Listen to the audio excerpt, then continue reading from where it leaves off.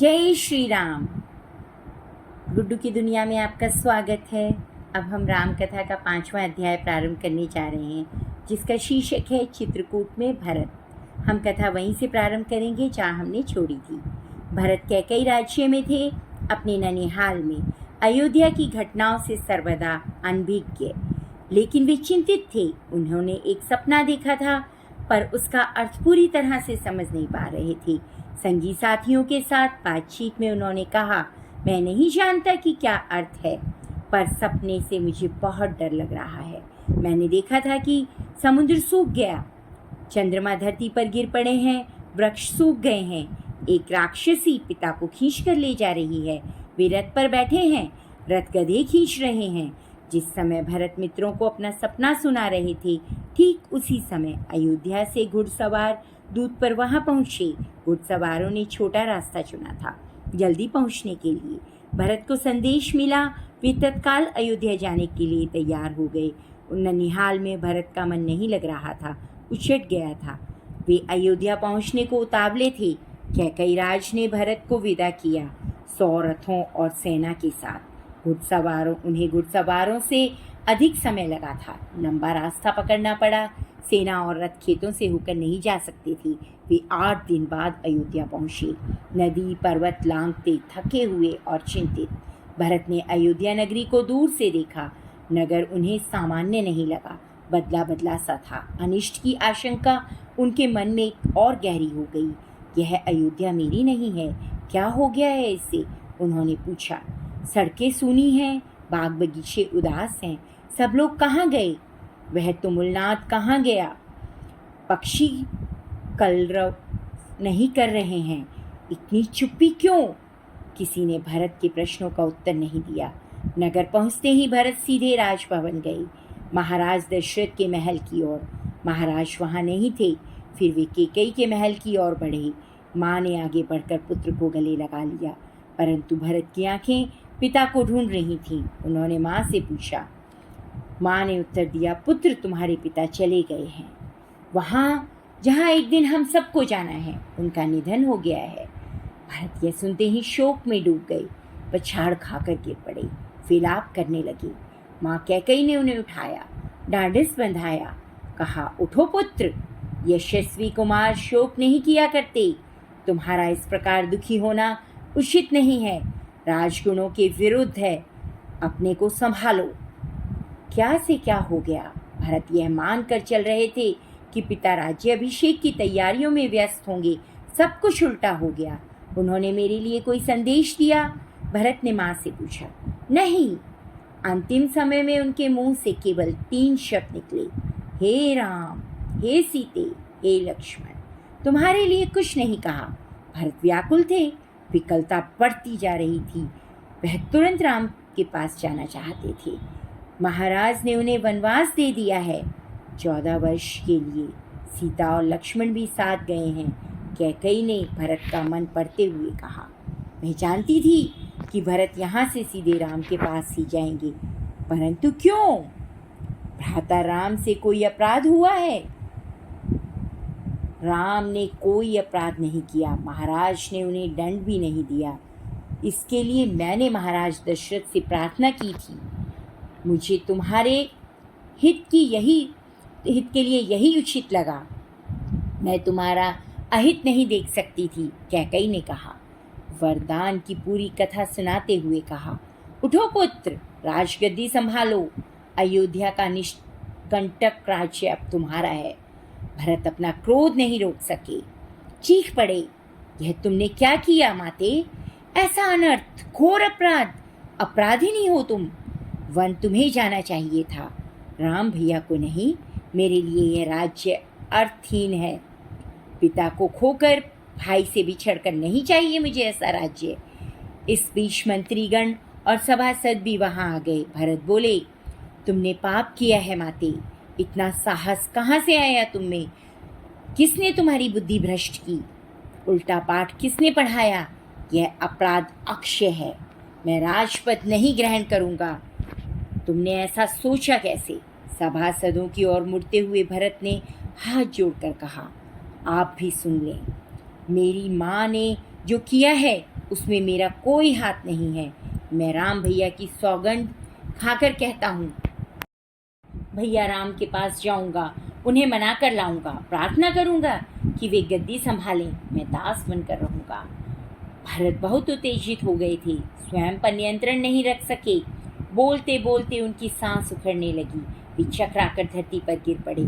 सुध-बुध लौटी तो भरत रानी कौशल्या के महल की ओर चल पड़े। उनसे लिपट कर बच्चों की तरह बिलक बिलक कर रोए। उनके चरणों में गिर पड़े। कौशल्या आहत थी। उन्होंने कहा, पुत्र, तुम्हारी मनोकामना पूरी हुई। तुम जो चाहते थे हो गया। राम अब जंगल में है। अयोध्या का राज तुम्हारा है। मुझे बस एक दुख है, कैकई ने राज्य लेने के लिए जो तरीका अपनाया वह अनुचित था, निर्मम था। तुम राज करो पुत्र, मुझ पर बस एक दया करो, मुझे मेरे राम के पास भिजवा दो।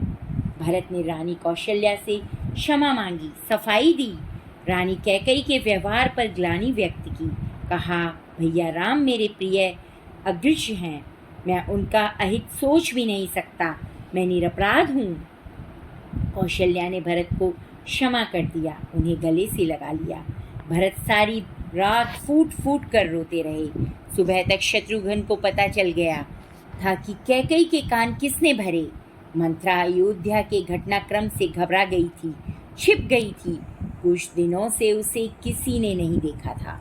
भरत और शत्रुघ्न राम को वापस लाने पर मंत्रणा कर रहे थे। तभी शत्रुघ्न की दृष्टि बचकर निकलती हुई मंत्रा पर पड़ी। उन्होंने लपक कर उसके बाल पकड़ लिए, खींचते हुए भरत के सामने लाए। भरत को दासी की भूमिका बताई। शत्रुघ्न उसे जान से मार देने पर उद्यत थे। भरत ने बीच बचाव किया।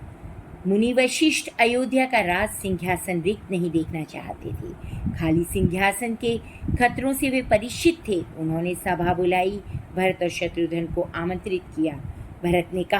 भरत से कहा, वत्स, तुम राजकाज संभाल लो। पिता के निधन और बड़े भाई के वनगमन के बाद यही उचित है। भरत ने महर्षि का आग्रह अस्वीकार कर दिया। बोले, मुनिवर, यह राज्य भैया राम का है, वही इसके अधिकारी हैं। मैं पाप नहीं कर सकता। हम सब वन जाएंगे, भैया राम को वापस लाएंगे। वन जाने के लिए सभी तैयार थे। भरत ने सबके मन की बात कही थी। सबकी इच्छा थी कि राम अयोध्या लौट आए। अगली सुबह सभी मंत्रियों और सभासदों के साथ वन के लिए चले। गुरु वशिष्ठ भी साथ थे, नगरवासी भी। अयोध्या की चतुरंगणी सेना भी साथ थी। राम तब तक गंगा तट पार कर चुके थे, चित्रकूट पहुंच गए थे। वहाँ एक आश्रम था, महर्षि भारद्वाज का। गंगा यमुना के संगम पर राम आश्रम में रहना नहीं चाहते थे, ताकि महर्षि को असुविधा ना हो। महर्षि ने उन्हें एक पहाड़ी दिखाई, सुंदर स्थान, सुरम्य दृश्य, पर्णकुटी वहीं बनाई। भरत को सूचना मिल गई थी, वे चित्रकूट ही आ रहे थे, पूरे दल बल के साथ। सेना के चलने से आसमान धूल से अट गया। हर ओर कोलाहल। वे श्रृंगेश्वरपुर पहुंचे। निषाद गुरु को सेना देखकर कुछ संदेह हुआ, कहीं राम राजमद में आकर भरत राम पर आक्रमण करने तो नहीं आ रहे हैं। यही सही स्थिति पता चली तो उन्होंने भरत की अगवानी की। गंगा पार करने के लिए देखते ही देखते 500 नावें जुटा दी। रास्ते में मुनि भारद्वाज का आश्रम पड़ा। उन्होंने भरत को राम का समाचार दिया। वह मार्ग दिखाया जिधर से राम गए, वह पहाड़ी दिखाई जहाँ राम ने पर्णकुटी बनाई। अयोध्या वासियों ने रात आश्रम में ही बिताई, इस संतोष के साथ कि राम अब दूर नहीं है। आगे जंगल घना था। सेना चली तो वन में खलबली मच गई। जानवर इधर उधर भागने लगे। पक्षियों ने अपना बसेरा छोड़ दिया। छोटी वनस्पतियां सेना के पांव तले कुचल गईं। बड़े वृक्ष थराथर उठे। राम और सीता पर्णकुटी में थे। लक्ष्मण पहरा दे रहे थे। कोलाहल उन्होंने भी सुना। वे एक ऊंचे पेड़ पर चढ़ गए, देखने के लिए कि इसका क्या मतलब है, सब क्या मामला है। लक्ष्मण ने देखा कि विराट सेना चली आ रही है। सेना का ध्वज जाना पहचाना था। अयोध्या की सेना थी। वे उत्तर की ओर से आगे बढ़ रहे थे। लक्ष्मण ने पेड़ से ही चीख कर कहा, भैया भरत सेना के साथ इधर आ रहे हैं। लगता है वे हमें मार डालना चाहते हैं ताकि एक छत्र राज कर सके। राम कुटी से बाहर आए। उन्होंने लक्ष्मण को समझाया, भरत हम पर हमला नहीं करेगा, कभी नहीं। वह हम लोगों से भेंट करने आ रहा होगा। राम ने कहा, भेंट के लिए सेना के साथ आने की का क्या औचित्य है? दो भाइयों के मिलन में सेना का क्या काम? लक्ष्मण आश्वस्त नहीं थे। वे सेना पर आक्रमण करना चाहते थे। राम ने उन्हें रोक दिया। पुरुष धैर्य का साथ कभी नहीं छोड़ते। कुछ समय प्रतीक्षा करो। इस प्रकार का उतावलापन उचित नहीं है। भरत ने सेना पहाड़ी के नीचे ही रोक दी। नगरवासियों से भी वहीं ठहरने को कहा। कोलाहल थम गया। उसी जगह पुनः वन को नैसर्गिक शांति वापस ले ली। भरत ने पहाड़ी को प्रणाम किया।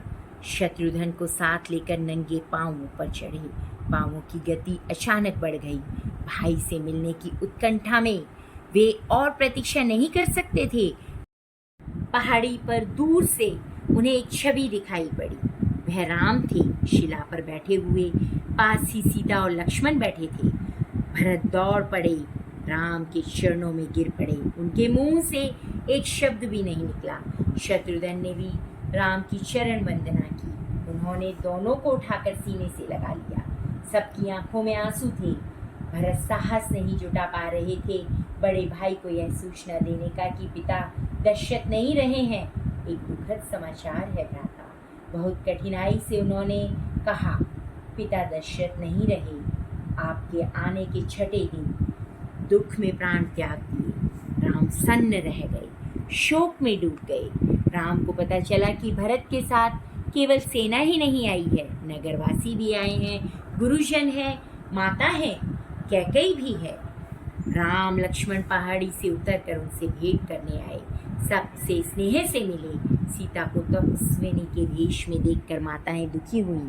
राम ने कैकई को प्रणाम किया सहज भाव से। कैकई मन ही मन पछता रही थीं। अगले दिन भरत ने राम से राजगृह का आग्रह किया, समझाया, विनती की, अयोध्या लौट चले। राम इसके लिए तैयार नहीं हुए। पिता की आज्ञा का पालन अनिवार्य है। पिता की मृत्यु के बाद मैं उनका वचन नहीं तोड़ सकता। भरत को राजकाज समझाया, कहा कि अब तुम राजगद्दी संभालो, यह पिता की आज्ञा है। राम भरत संवाद के समय मंत्री और सभासद भी वहाँ उपस्थित थे। मुनि वशिष्ठ भी। भरत बार बार राम से लौटने का आग्रह करते रहे। राम हर बार पूरी विनम्रता और दृढ़ता के साथ इसे अस्वीकार करते रहे। महर्षि वशिष्ठ ने कहा, राम रघुकुल की परंपरा में राजा ज्येष्ठ पुत्र ही होता है।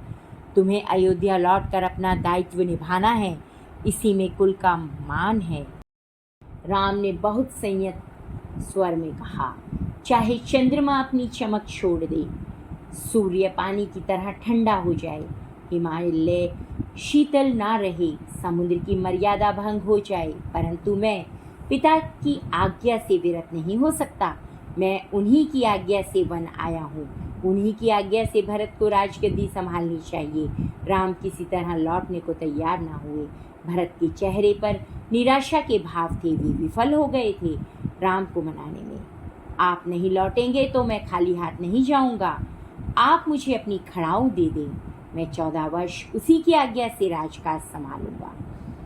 भरत का यह आग्रह श्री राम ने स्वीकार कर लिया, अपनी खड़ाऊ दे दी। भरत ने खड़ाऊ को माथे से लगाया और कहा, 14 वर्ष तक अयोध्या पर इन चरण पादुकाओं का शासन रहेगा। सबको प्रणाम कर राम ने उन्हें चित्रकूट से विदा किया। राम की चरण पादुकाओं को एक सुसज्जित हाथी पर रखा गया। प्रतिहारी उस पर चावल ढुलाते रहे। अयोध्या पहुंचकर भरत ने पादुका पूजन किया। कहा, ये पादुकाएं भैया राम की धरोहर हैं। मैं इनकी रक्षा करूंगा, इनकी गरिमा को आँच नहीं आने दूंगा। भरत अयोध्या में कभी नहीं रुके। तपस्वी के वस्त्र पहने और नंदीग्राम चले गए। जाते समय उन्होंने कहा, मेरी अब केवल एक ही इच्छा है, इन पादुकाओं को उन चरणों में देखूं जहां उन्हें होना चाहिए। मैं राम के लौटने की प्रतीक्षा करूंगा 14 वर्ष तक। कथा को यहीं विराम करते हैं। धन्यवाद। और हमारा उत्साह बढ़ाएं, कमेंट बॉक्स में जय श्री राम लिखें। जय श्री राम।